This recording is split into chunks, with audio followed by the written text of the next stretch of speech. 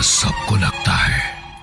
पहाड़ों की उबड़ खाबड़ और संकरी सड़क पर चलते हुए तकरीबन 2 घंटे बीत गए थे। दिन ढलने को था और हल्का धुंधला सा आसमान में दिखाई देने लगा था। तभी गाड़ी की खिड़की पर टकटकी लगाए बाहर देख रही डेजी अचानक से चीख पड़ती है। पापा, यहाँ कुछ था। मैंने अभी देखा था, झाड़ियों के पीछे से कुछ चमक रहा था। ऐसा लगा कुछ छिपकर देख रहा था जैसे। आपको कोई अच्छी जगह नहीं मिली ट्रांसफर लेने के लिए? घबराओ नहीं बेटा, आसपास जंगली इलाका है, कोई जानवर होगा। और जंगली जानवरों की आंखें अंधेरा होने के बाद ऐसे ही चमकती है। पापा, वो जानवर नहीं था, ट्रस्ट मी। हाँ, और पढ़ाओ इसे घोस्ट स्टोरीज। हर जगह इस लड़की को भूत प्रेत ही नजर आते हैं। चुपचाप सीधे बैठो और सामने देखो, बस पहुंचने ही वाले हम लोग। ज्यादा सवाल जवाब नहीं करो, पहले इस जंगल को देखकर दिमाग खराब हो रहा है। माँ की बात सुनकर डेजी चुपचाप आगे देखने लगती है। अचानक ही एक जंगली हिरन दौड़ते हुए उनकी गाड़ी के सामने से गुजरता है और झाड़ियों की ओर चला जाता है। जहां अचानक जानवर के गाड़ी के आगे आने से सिरिल और रोजी बुरी तरह घबरा गए थे, वहीं डेजी की नजर अभी भी झाड़ियों की ओर जाते हिरन पर ही थी। आपने देखा वो हिरन? वो उधर झाड़ियों के पास जाकर किसी इंसान के शेप में बदल गया था। ये सब क्या हो रहा है? कम ऑन डेजी, अब मुझे भी लग रहा है तुम्हारी मम्मी की बात सही है। तुम कुछ ज्यादा ही ओवर थिंकिंग कर रही हो। अरे वो जंगली जानवर था और यहाँ ये आम बात है बेटा, इसीलिए यहाँ पर स्लो ड्राइविंग करने के लिए कहा जाता है। मैं ही थोड़ा स्पीड में था। सिरिल और रोजी ने अपनी तरफ से डेजी को समझाने की पूरी कोशिश कर ली थी, लेकिन उसकी आंखों में डर अभी भी साफ नजर आ रहा था। पेशे से सिविल इंजीनियर सिरिल को 10 महीने के प्रोजेक्ट पर काम करने के लिए चीसा पानी के पहाड़ों में पोस्टिंग मिली थी। अपनी पत्नी और बेटी को लेकर आज वो साइट के पास में ही उसके लिए तैयार किए गए कॉटेज में जा रहा था। पहाड़ के बीचों बीच चल रहे प्रोजेक्ट के आसपास कोई रिहायशी कॉलोनी नहीं थी। हाँ, बीच में एक जंगल पड़ता था जिसे पार करने के बाद एक छोटा सा गांव था। साइट से कुछ दूरी पर ही कंपनी ने उसके लिए एक 1 रूम सेट तैयार कराया था, जिसमें सिरिल अपनी पत्नी रोजी और बेटी के साथ रहने लगा था। दिन के समय तो उन्हें कुछ खास दिक्कत नहीं होती थी, क्योंकि साइट पर लोगों का आना जाना लगा ही रहता था। लेकिन जैसे जैसे दिन ढलने लगता, जंगल से आती जंगली जानवरों की आवाज और साए साए करता सन्नाटा उनके दिल की धड़कनों को बढ़ा देता। ऊपर से डेजी के मन में बैठा डर रोजी के लिए बड़ी चुनौती बना हुआ था। शुरुआत के कुछ दिन बड़ी कठिनाइयों से बीते, लेकिन अब धीरे धीरे उन्हें इस माहौल की आदत होने लगी थी। 2 दिन में क्रिसमस का त्योहार था। सिरिल की पत्नी के साथ साथ उसकी 7 साल की बेटी भी क्रिसमस के लिए बहुत उत्साहित थी। 2 दिन में क्रिसमस है। अब हम चाहे शहर से दूर हो, लेकिन त्योहार तो मनाएंगे ही ना। डेजी का भी थोड़ा मन बदल जाएगा। अरे तुम चिंता क्यों करती हो? मैंने तो सुना है यहाँ गांव में भी क्रिसमस बहुत धूमधाम से मनाया जाता है।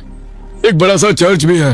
इतना ही नहीं, गांव में बड़ा सुंदर मेला भी लगा है जो क्रिसमस तक चलेगा। हम लोग भी चलेंगे, मेले से ही सारी खरीदारी कर लेंगे। डेजी को भी अच्छा लगेगा। मेले की बात सुनकर सिरिल की बेटी डेजी मचल उठती है। पापा, मुझे अभी मेला देखने चलना है, बहुत मजा आएगा, चलो ना। बेटा, अभी तो मुझे ऑफिस जाना पड़ेगा, लेकिन मैं पूरी कोशिश करूंगा अगर अंधेरा होने से पहले घर आ गया तो फिर हम लोग गांव चलेंगे। सिरिल ने बेटी से वादा तो कर लिया था, लेकिन साइट पर इतना काम था कि दिन ढलने तक उसे फुर्सत ही नहीं मिली थी। मम्मा, पूरा दिन बीत गया, पापा आए ही नहीं, अंधेरा भी होने लगा। बेटा, पापा को कोई जरूरी काम आ गया होगा। समझदार बच्चे जिद नहीं करते ना। पापा के लेट आने के कारण डेजी बहुत नाराज थी और गुस्से में सो गई थी। अगले दिन सुबह के समय, पापा आज ऑफिस मत जाओ प्लीज, हमें मेला घुमाने ले चलो ना। मेरे सारे दोस्त क्रिसमस की तैयारी कर रहे होंगे और हम यहाँ जंगल में कैद होकर बस दिन भर आपके लौटने का इंतजार करते रहते हैं। बेटा, पापा की मजबूरी है। साइट पर इतना काम है कि मैं चाह कर भी छुट्टी नहीं ले सकता, लेकिन प्रॉमिस आज जल्दी आऊंगा और फिर हम शॉपिंग करने जाएंगे। डेजी को पूरा यकीन था कि आज चाहे कुछ भी हो जाए, पापा उसे मेला घुमाने जरूर ले जाएंगे। धीरे धीरे वक्त बीतता चला जा रहा था। घड़ी के कांटों ने शाम के 5 बजने का संकेत दे दिया था, लेकिन अभी तक सिरिल का कोई अता पता नहीं था। अचानक ही रोजी को अपने दरवाजे पर दस्तक सुनाई देती है। रोजी मैडम, कोई है अंदर? रोजी मैम साहब। किसी महिला के बार बार आवाज देने पर रोजी दरवाजा खोलती है। दरवाजा खोलते ही एक ठंडा हवा का झोंका उसे छूकर गुजर जाता है। शाम के लगभग 5 बजे ही बाहर हल्का अंधेरा होने लगा था। रोजी ने महसूस किया कि जो हवा अभी अभी उसे छूकर गुजरी है वो कुछ अलग सी थी। अचानक उसकी नजर सामने खड़ी औरत पर पड़ती है। सामने एक 35-36 साल की औरत खड़ी हुई थी, जिसके पहनावे को देखकर ऐसा लगता था कि शायद वो यहीं पास के गांव की रहने वाली है। औरत ने अपना चेहरा घूंघट से ढका हुआ था। जीने से पल्लू से कुछ धुंधला सा उसका चेहरा नजर आ रहा था। रोजी ने गौर से घूंघट से उसका चेहरा देखने की कोशिश की और फिर बोली, आप कौन? मैंने आपको पहचाना नहीं। मुझे साहब ने भेजा है, उनके लिए चाय पानी लाने का काम करती हूँ। साहब ने कहा है कि आपको और बेबी को गांव ले जाकर मेला दिखा लाऊं, इसीलिए आप लोगों को लेने के लिए आई हूँ। लेकिन हम दोनों अकेले कैसे जाएंगे? मेला तो वो हम लोगों को लेकर जाने वाले थे ना? हाँ मैडम, साहब थोड़ा व्यस्त हैं, वो अभी नहीं आ पाएंगे, इसीलिए तो उन्होंने मुझे भेजा है। आप लोग ज्यादा देर ना करें, जल्दी से मेरे साथ चलिए। देखिए ना, अभी से अंधेरा घिरने लगा है। वापसी में साहब आपको लेने आ जाएंगे। पता नहीं यहाँ से गांव कितना दूर है। इतने दूर हम लोग पैदल कैसे जाएंगे? रुको, मैं सिरिल को फोन करती हूँ। मम्मा चलो ना प्लीज, पापा ने कहा है तो चलते हैं ना। रोजी ने अपना फोन उठाया। उसमें नेटवर्क नहीं आ रहा था। बेटी और गांव की औरत के बारे में कहने पर वो थोड़ी परेशान सी हो गई थी। अरे मैडम, समय मत बर्बाद करिए, आप घबराइए मत। यहाँ जंगल के बीच से ना एक छोटा सा रास्ता जाता है, मैं आप लोगों को वहीं से ले चलूंगी। ज्यादा देर नहीं लगेगी, बस 15 से 20 मिनट में हम लोग वहाँ पहुँच जाएंगे। रोजी ने महसूस किया कि जितनी देर वो उस महिला से बात कर रही थी, आसपास के पेड़ों पर बैठे पंछियों के झुंड उड़कर वहां से दूर जा रहे थे। माहौल में ठंडक बढ़ती जा रही थी और पास से झिंगुरों की सन्नाटा चीरती आवाजें भी सुनाई दे रही थी। उस औरत की बात सुनकर रोजी 2 पल के लिए सोचती है और फिर बेटी के उदास चेहरे की ओर देखकर गांव जाने को तैयार हो जाती है। कुछ दूर चलने के बाद ही दिन पूरी तरह ढल गया और चारों ओर घना अंधेरा फैल गया। अंधेरा घिरते ही जंगल में चारों ओर कुत्तों और जंगली सियारों के रोने की भयानक आवाज सुनाई देने लगी थी। ये जंगल तो बड़ा खतरनाक लग रहा है। तुम्हें अकेले इस जंगल को पार करने में डर नहीं लगता? मुझे लग रहा है शायद हमें वापस लौट जाना चाहिए। रोजी की बात सुनकर वो औरत रहस्यमयी तरीके से मुस्कुराने लगती है। डर? कैसा डर?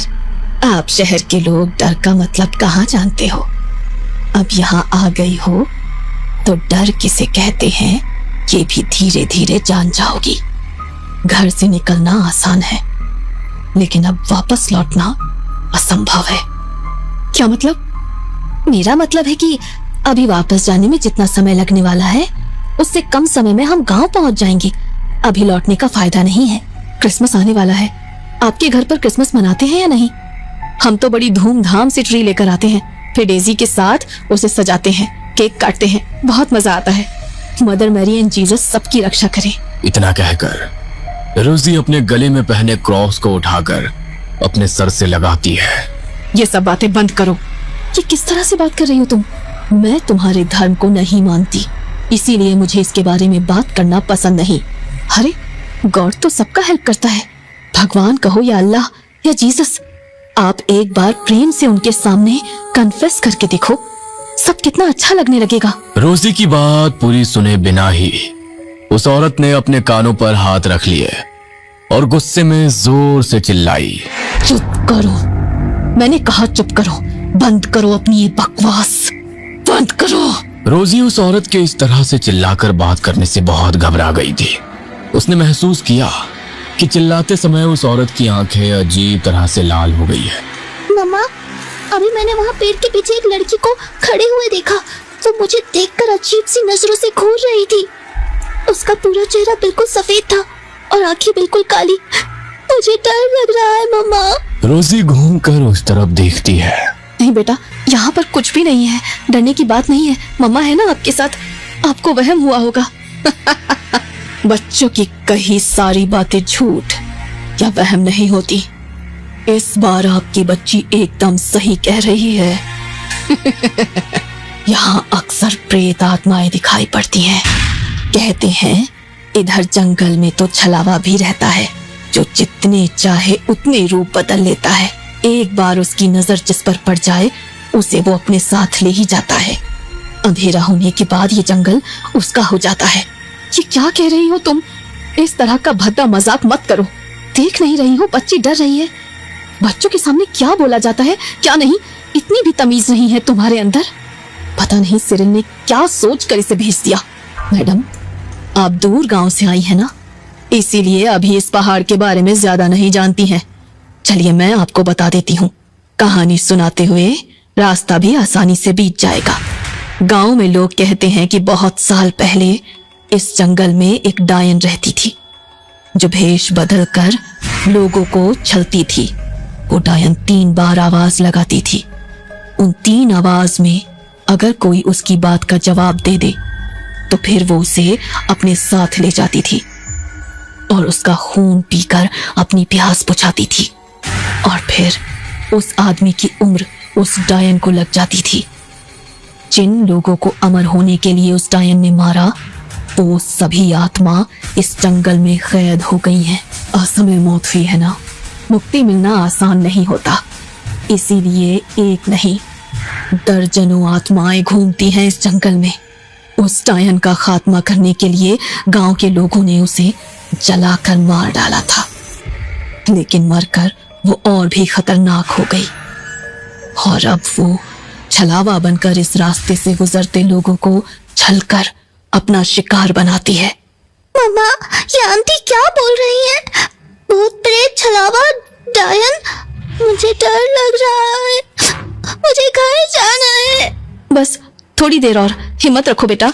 ऐसा लग रहा है कि हमारे पीछे पीछे कोई चल रहा है। ये पत्तों की खड़खड़ाहट सुनाई दे रही है आपको? डेजी की बात सुनकर रोजी फिर से पीछे मुड़कर देखती है तो उसे अपने पीछे एक काली सी परछाई नजर आती है, जो हाथ हिलाकर उन्हें रुकने का इशारा कर रही थी। यह दृश्य देख रोजी के पैरों के नीचे से मानो जमीन ही खिसक गई थी।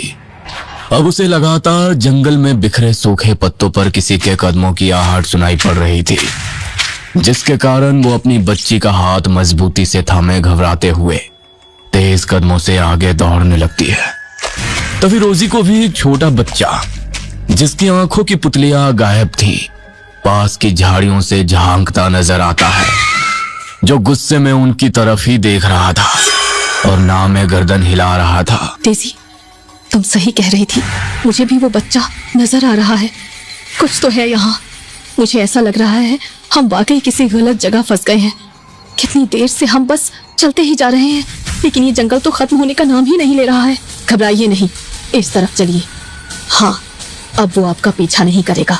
मुझे एक बात समझ में नहीं आ रही कि तुम इतना सब कुछ कैसे जानती हो, और इस जंगल में हो रही इन डरावनी घटनाओं से तुम्हें डर क्यों नहीं लग रहा है? आदत हो जाती है मैडम, बस कुछ ही देर में हम गांव पहुंच जाएंगे। अरे, बड़ी अजीब औरत हो तुम। जब पहले से जानती थी कि ये जंगल इतना खतरनाक है, तो क्यों हम लोगों को जंगल में ले आई? तुम वापस चलो, हमें आगे नहीं जाना। बस हमें वापस घर पहुंचा दो। हमें कोई मेला नहीं देखना। कितनी देर से यही कह रही हो कि पहुंचने वाले हैं, लेकिन गांव तो कहीं नजर ही नहीं आ रहा। बस थोड़ी दूर और चलना है, फिर आपकी सारी तकलीफ दूर हो जाएगी, सारे डर दूर हो जाएंगे, और ये आत्माएं जिनसे आप इतना घबरा रही हैं, वो भी तुम्हें डरा नहीं पाएंगी। नहीं, मुझे अब आगे नहीं जाना। तुम्हारी अजीबोगरीब बातें मुझे समझ में नहीं आ रही हैं। ये सब मेरी समझ से बाहर है। बस अब एक भी शब्द और नहीं। डेजी बेटा, तुम चलो वापस, हम आगे नहीं जाएंगे। रोजी और डेजी जंगल में दूसरी दिशा में दौड़ने लगते हैं। तभी सामने उन्हें पति सिरिल दौड़ते हुए उसकी ओर आता हुआ नजर आता है। शुक्र है तुम मुझे यहाँ मिल गई, मैं तो बहुत घबरा गया था। जल्दी चलो रोजी, ये जगह ठीक नहीं है। ये तुम्हारी आंखों को क्या हुआ है? और तुम्हें कैसे पता चला हम यहाँ हैं? सब बताता हूँ, लेकिन अभी जल्दी करो। डेजी रोजी का हाथ पकड़कर जंगल में आगे बढ़ रही थी। तभी उसने महसूस किया कि सिरिल कुछ सामान्य नहीं लग रहा है। ना वो आंखें मिला रहा है, ना ही बात कर रहा है। लेकिन तुम हमें कहाँ ले जा रहे हो? तुम्हें जंगल के रास्तों के बारे में कैसे पता है? सिरिल गुस्से में रोजी की तरफ घूरता है और जैसे ही अपना हाथ डेजी की तरफ बढ़ाता है, रोजी गले में पहने क्रॉस को सिरिल की तरफ कर देती है, जिसके स्पर्श से ही वो अचानक अंधेरे में गायब हो गया था। मम्मा, पापा कहाँ गायब हो गए? और वो आंटी भी नजर नहीं आ रही है। कोई जानवर आ गया तो हम क्या करेंगे? बेटा, ध्यान से मेरी बात सुनो। वो पापा नहीं थे और वो आंटी भी नहीं थी। हमें बहुत सावधान रहना होगा। लेकिन तुम डरो मत, माँ है ना तुम्हारे साथ। तो क्या वो कहानी जो उन आंटी ने सुनाई थी वो सच थी? क्या सच में हमारे पीछे कोई छलावा पड़ गया है? अब हम कभी बाहर नहीं जा पाएंगे ना मॉम? शांत हो जाओ बेटा। तभी रोजी को किसी की आवाज सुनाई देती है, जैसे कोई उसका नाम लेकर पुकार रहा हो। ये तो पापा की आवाज है। क्या ये पापा है? श्श, आवाज मत करना। पहले कंफर्म करने दो कि आवाज देने वाला कौन है। तभी हाथ में टॉर्च पकड़े एक औरत और सिरिल उन्हें डेजी और रोजी को पुकारते दिखाई देते हैं। शायद ये सिरिल ही है। चलो। झाड़ियों में सेफ जगह छिपी रोजी और डेजी बाहर आ जाती हैं। तभी डेजी के कानों में फिर से एक आवाज पड़ती है। डेजी मुड़कर देखती है तो दूसरी ओर भी सिरिल और घूंघट वाली औरत खड़ी नजर आती है। मम्मा, ये सब हमारी नजर का धोखा है। हम फिर से उस छलावे की चाल में फंस गए। जल्दी चलो यहाँ से। बेटा, ऐसा मत कहो। मैं तुम्हारा पापा हूँ। आओ मेरे पास। नहीं बेटा, उधर जाने की गलती मत करना। अरे वो छलावा है, मैं तुम्हारा पापा हूँ। रोजी, समझाओ उसे। ये सब क्या हो रहा है? हो जीसस, ये कहाँ फंसा दिया? हम तो तुम्हारा बर्थडे सेलिब्रेट करने वाले थे। ये सब क्या हो गया? Please help me God, please help me. तभी रोजी के दिमाग में एक बात कौंधती है। लेसी बेटा, क्रॉस को अपने हाथ में पकड़ो और गॉड को याद करो। Cyril, show me your Holi cross. रोजी की बात सुनकर कुछ पल तक शांत खड़े होने के बाद असली सिरिल अपना लॉकेट गले से बाहर निकाल लेता है और रोजी दौड़कर सिरिल की तरफ पहुंच जाती है। रोजी, डेजी और सिरिल अपने क्रॉस हाथ में पकड़कर आंख बंद करके प्रेयर करते हैं और जब आंख खोलते हैं तो सब कुछ शांत नजर आता है। गांव की औरत की मदद से कुछ ही देर में वो सब गांव पहुंच जाते हैं। लेकिन तुम हम तक पहुंचे कैसे सिरिल? अनीता को साथ लेकर जब गांव जाने के लिए मैं घर लौटा तो देखा तुम डेजी के साथ जंगल की ओर जा रही थी। मैंने आवाज लगाकर तुम्हें रोकने की कोशिश की, लेकिन जैसी मेरी आवाज तुम तक जा ही नहीं रही थी। तुम बात करती जा रही थी, इसलिए अनीता को शक हुआ और उसने मुझे जंगल के छलावे के बारे में बताया और फिर हम दोनों तुम्हारे पीछे आए, लेकिन अंधेरा होने के कारण भटक गए। लेकिन गॉड ने मुझे तुमसे मिलवा ही दिया। इस हादसे के जख्म रोजी और डेजी के मन पर बहुत गहरे थे, इसलिए सिरिल ट्रांसफर की अर्जी लगा देता है और जल्द ही वे एक नई जगह पहुंच जाते हैं। लेकिन कहते हैं छलावा जिसे एक बार देख लेता है आसानी से उसका पीछा छोड़ता नहीं। कहीं ऐसा तो नहीं इस नई जगह पर भी छलावा उनके साथ ही पहुंच गया है?